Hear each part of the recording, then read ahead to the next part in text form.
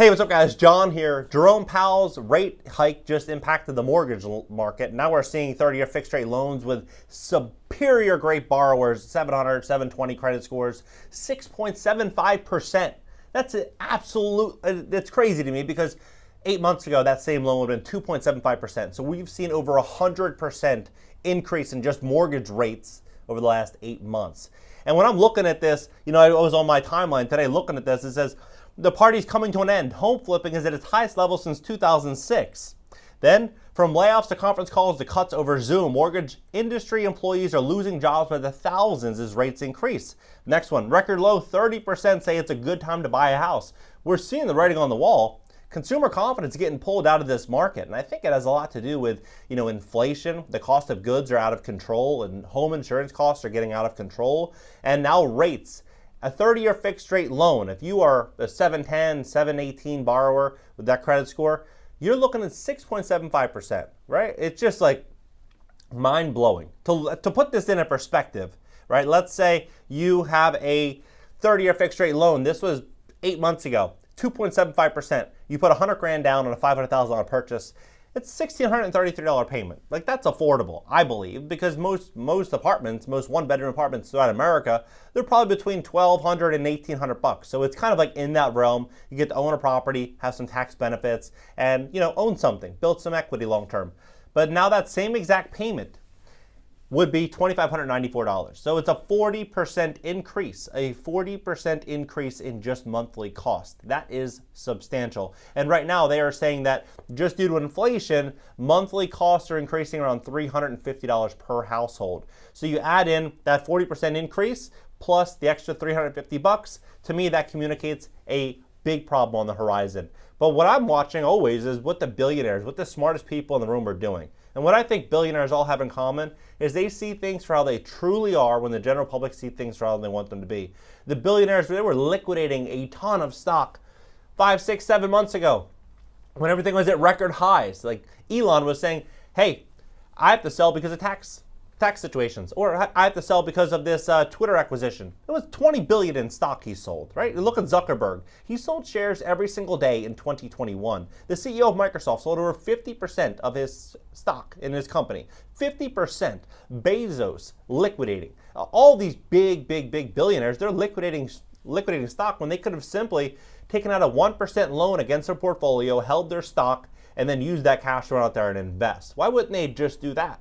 The reason being, in my opinion, is because if the market does a massive pullback, then ultimately they could get margin called, and that could be a very, very big problem. It could force them to sell. So instead they liquidated. But right now the general public, at least over the last few months, the general public has thought that this is their time to get rich, right? And I just ask myself, when has there ever been a time in history when the general public as a whole moved in that direction and it stayed there long term? Look at 2005, 2006, what happened? Boom, general public got hit very hard with the real estate crash. Look at the dot-com bubble, same thing. Look in the 80s, the stock crash, same situation. The same situation happens over and over again, but the smartest people in the room always seem to dodge a bullet and, 2, 3, 4, 5x their net worth when everything hits the fan, right? And so we're looking at what the smartest people in the room are doing. We're looking at what the big banks are saying. The big banks are like, hey, we know that home builder confidence is falling, that less and less buyers are moving out there to make multiple offers, and refinances are really drying up. We don't need all these mortgage brokers, right? So if they're saying this now, then what they're indicating is that they think there's going to be less people out there to stroke a check and get a deal done going forward. So what does that mean? That means there's going to be less people that are going to be fighting over every single house, meaning that if we couple less people that are actually going to be buying properties with rising costs of actually acquiring these assets, what does that mean generally? It means that prices usually come down. And then we add all of these things with insurance going up and everything else increasing. I personally think that we're going to be stepping into a moment in time where this could be a really, really big opportunity to buy real estate, in the next 6 months or so. This is what I'm seeing. I think we're going to see rates continue to go up.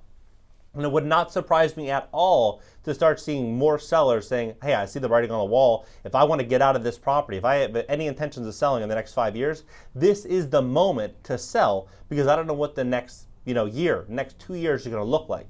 Like, people are making insane amounts of money flipping homes and Airbnbs and all these different things. People are just speculating. In the last 2 years, it's worked out extremely well. But what I wonder is, what is this going to look like when people need to refinance, when people need to pull money out, when people simply can't afford it because of inflation, or simply just cost of living is going up so much they want to tap into home equity, but they have to refinance out of a 2% or 2.5% loan into a 7% or an 8% mortgage. People are going to be forced to sell. So as rates continue going up, people on adjustable rate mortgages are going to have to sell.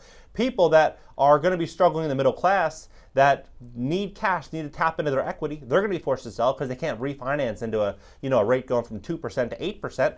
What we're going to see is less and less people that are going to be able to hold on to their properties, and there's going to be less borrowers that are going to be able to buy these properties. What I also think is going to happen too is I think that these big banks are going to say, hey, we took on a lot of risk last 2 years with all of these properties that we funded. Maybe we need to be a little bit more conservative. We're looking for borrowers with 710, 720 credit scores, with solid cash reserves, with stable income, with just, they look very clean on paper.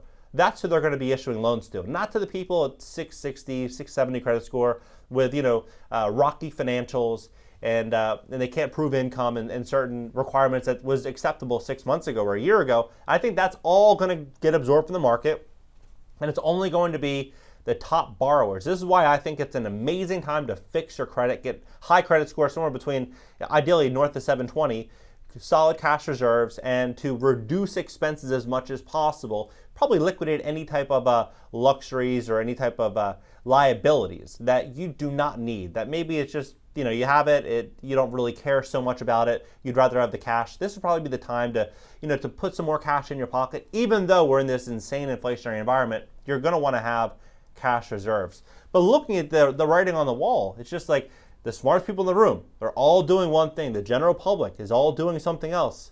When has that ever worked out for the general public? It never, ever has. That's why I think we're going to be stepping into an opportunity as they continue hitting rate hikes, as it continues going forward. But Jerome Powell was talking on something about like a 50 to 75 BP next month. So this is pretty wild to me. It's almost 7% 30-year fixed rate loans for great borrowers, north of 700, almost 7%. This could definitely go to a place of 8, 9%, and I wonder how this all actually plays out for the general public. But I think smart investors, like everyone watching this video, they're aware. They understand what's actually happening. They see the writing on the wall. They're not getting sucked into this blazing speculation that has been true the last 6 months that I think is going to be coming to an end over the next 6 months. What do you think about all this? Drop your comments below. Let's have a conversation about this. Hit the like button. When you hit the like button, YouTube's going to share this content, educate other people about what's really going on. Subscribe here. Also on my second channel, it's going to be a podcast, and I'm going to be doing a cool show to where people can call in, ask me questions, show me the real estate deals. I'm going to talk about money, credit, everything on that channel. So it's going to be really interactive. It's going to be really cool starting next week. And also on LinkedIn, Twitter, Instagram, TikTok, everything in the banner. Catch you guys later.